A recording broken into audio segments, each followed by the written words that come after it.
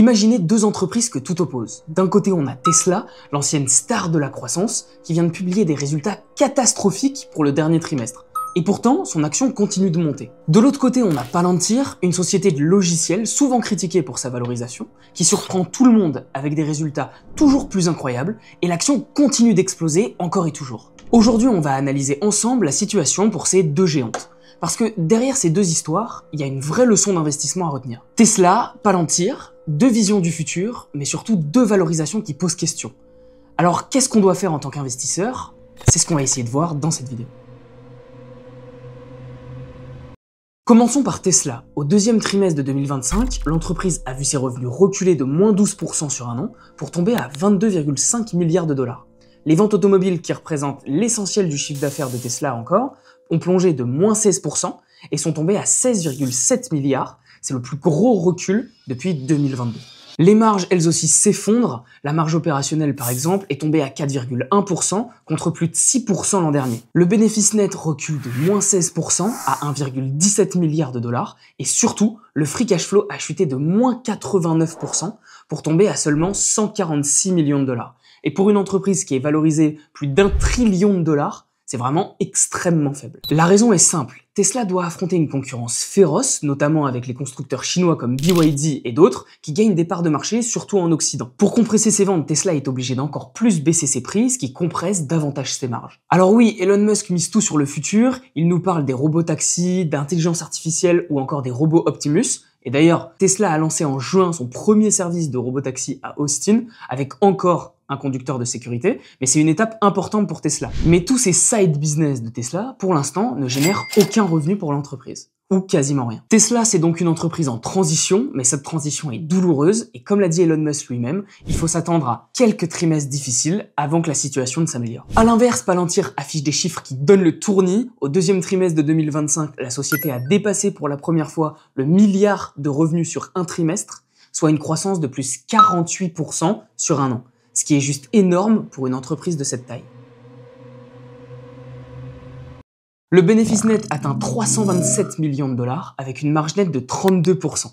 Le free cash flow ajusté explose à 5,69 millions, soit plus 282% sur un an. Le plus impressionnant, ce sont les contrats. Le carnet de commandes de Palantir explose, porté à la fois par le gouvernement américain et par les entreprises privées. Le segment commercial US progresse de 93% et Palantir vient de signer un contrat massif de 10 milliards de dollars avec l'armée américaine. C'est le genre de deal qui donne une visibilité énorme à Palantir sur les prochaines années et lui permet d'assurer des revenus sur le long terme. Palantir a aussi relevé sa guidance pour 2025. Pour ceux qui ne le savent pas, la guidance, c'est les prévisions de croissance future de l'entreprise. Chaque trimestre, les entreprises prévoient la croissance qu'elles pourraient atteindre sur les trimestres suivants en se basant sur leur croissance actuelle. La guidance est très importante parce que si l'entreprise surpasse ce qu'elle avait prévu, le marché va réagir agréablement. Et inversement, si elle rate ses objectifs, alors le marché peut corriger et sanctionner le prix de l'action. Palantir vise désormais 4,14 à 4,15 milliards de dollars de revenus en 2025,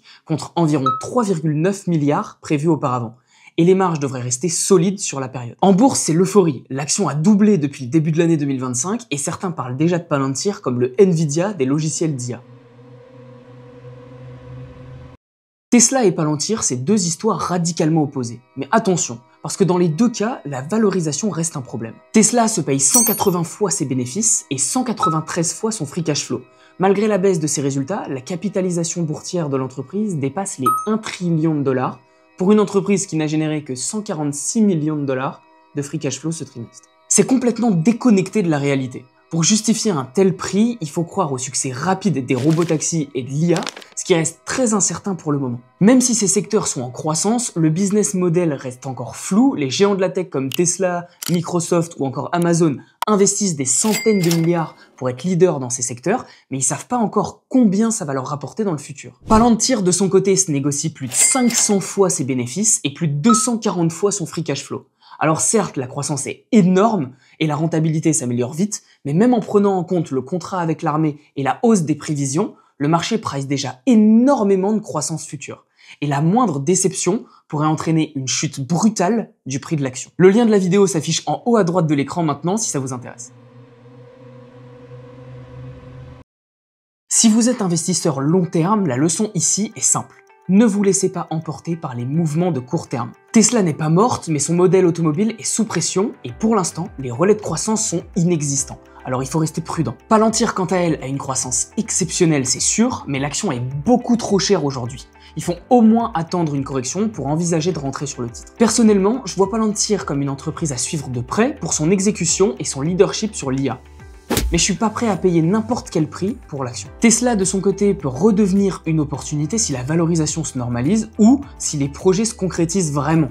Mais pour l'instant, j'attends de voir la suite. L'important, c'est toujours analyser les fondamentaux et de comparer avec la valorisation. Une belle histoire ne justifie pas n'importe quel prix. C'est pour ça que dans mon groupe Patreon, je vous partage des entreprises avec une forte croissance, donc une croissance supérieure à 20 ou à 30% par an, mais surtout, une valorisation très raisonnable. Je surperforme le marché depuis 3 ans avec cette stratégie et je pense sincèrement que c'est ce qu'il faut faire pour gagner en bourse. Le lien du Patreon est dans la description pour ceux que ça intéresse. Voilà donc ce que je voulais partager aujourd'hui avec vous. Tesla s'effondre, Palantir explose et ces deux entreprises qui ont deux trajectoires différentes, mais la conclusion est la même.